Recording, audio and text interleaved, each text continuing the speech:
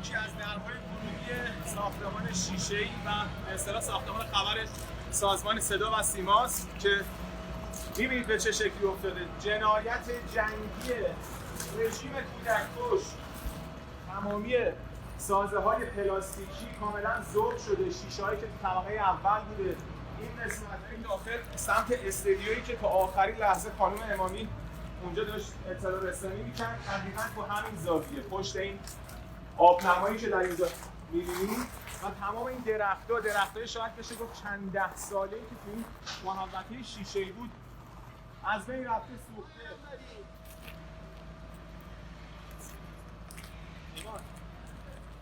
این هم قطعه‌ای از پنکه و وسایل سرمایشی و خنک کننده که تو ساختمون بود همکارا استفاده می‌کردن، تماما به پایین پرتاب شده. خیلی از سازه‌های این قسمت که همونطور که عرض کردم پلاستیکی بود ذوب شده. این قسمت رو ایمان جان بگیر، اینجا پر از بوته‌های گیاهی بود، برای فضای سبز بود، کامل از بین رفت.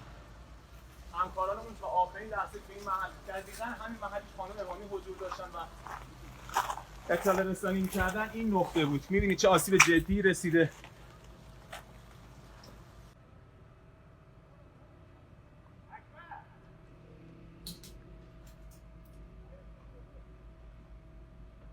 بخش گرافیک خبرگزاری، تحریریه علم و فناوری، تحریریه رادیوی ورزشی، بخش ورزش، تحریریه مسکن و سایر قسمت‌هایی که همکاران اون اینجا تا آخرین لحظه تلاش کردن، اما از چیزایی که باقی مونده یک صندلی کاملا سوخته که همچنان حرارت داره، کیس‌های کامپیوتر و امکاناتی که اینجا بود همکاران اون تلاش می‌کردن برای اطلاع رسانی، اما به تلی از خاکستر تبدیل شده.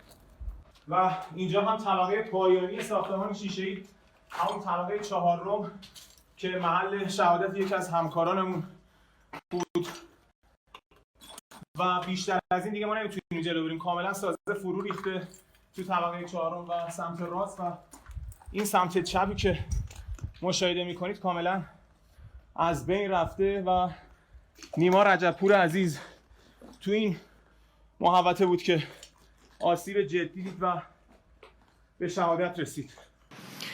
والا از خودشون بهتر نمیتونن ببینن حقیقتش. من اینجوری فکر میکنم. ما از لحاظ همه چی، نظامی، موشک، نیرو انسانی، همدلی، همبستگی، همه چی مرتب هستیم. از خودشون بهتر نمیتونن ببینن. ما هم تا اونجا که بتونیم در توانمون باشه حمایت میکنیم از دولت خودمون، حکومت خودمون.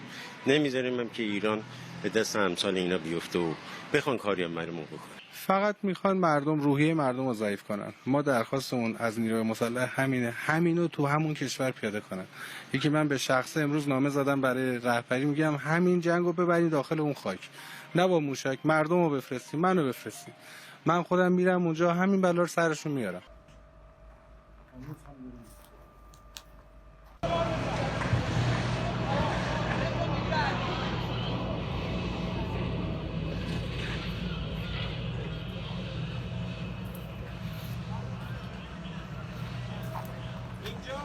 یکی از درهای ورودی ساختمان شیشه‌ای و به اصطلاح ساختمان خبر سازمان صدا و سیماست که می‌بینید به چه شکلی افتاده. جنایت جنگی رژیم کودک‌کش.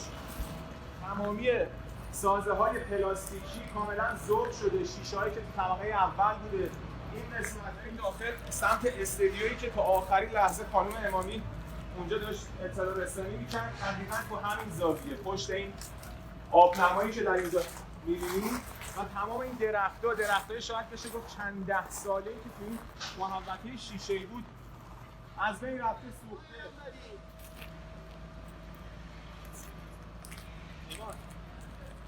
این هم قطعه‌ای از پنکه و وسایل سرمایشی و خنک کننده که تو ساختمون بود همکارا استفاده می‌کردن، تماما به پایین پرتاب شده. خیلی از سازه‌های این قسمت که همونطور که عرض کردم پلاستیکی بود ذوب شده. این قسمت رو ایمان جان بگیر، اینجا پر از بوته‌های گیاهی بود، برای فضای سبز بود، کامل از بین رفت.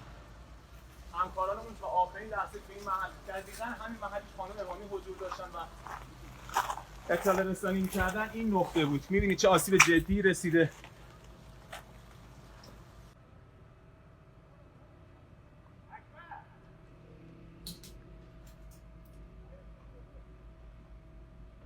بخش گرافیک خبرگزاری، تحریریه علم و فناوری، تحریریه رادیوی ورزشی، بخش ورزش، تحریریه مسکن و سایر قسمت‌هایی که همکاران اون اینجا تا آخرین لحظه تلاش کردن، اما از چیزایی که باقی مونده یک صندلی کاملا سوخته که همچنان حرارت داره، کیس‌های کامپیوتر و امکاناتی که اینجا بود همکاران اون تلاش می‌کردن برای اطلاع رسانی، اما به تلی از خاکستر تبدیل شده.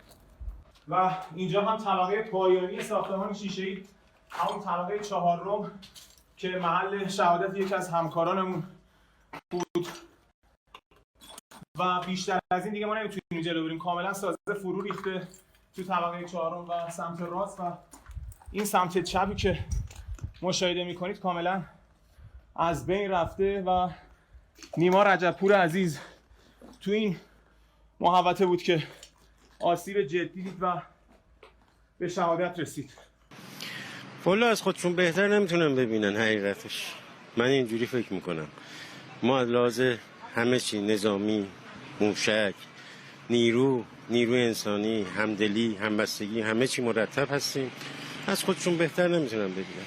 ما هم تا اونجا که بتونیم در توانمون باشه حمایت میکنیم از دولت خودمون، حکومت خودمون. نمیذاریم هم که ایران به دست امثال اینا بیفته و بخوان کاری هم برامون بکنن. فقط میخوان مردم روحیه مردم رو ضعیف کنن. ما درخواستمون از نیروی مسلح همینه، همینو تو همون کشور پیاده کنن.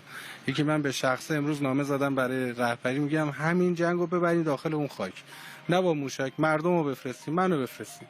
من خودم میرم اونجا همین بلا رو سرشون میارم.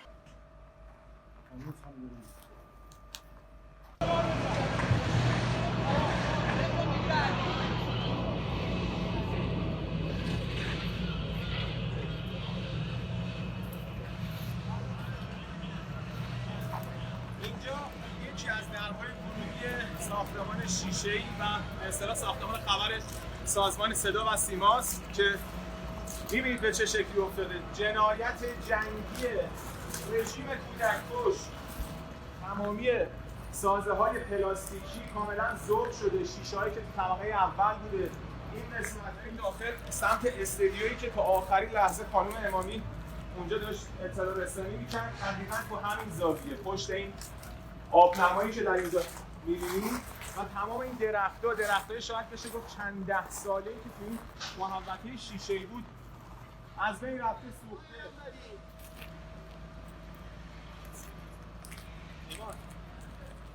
این هم قطعه‌ای از تنکه و وسایل سرمایشی و خنک کننده که تو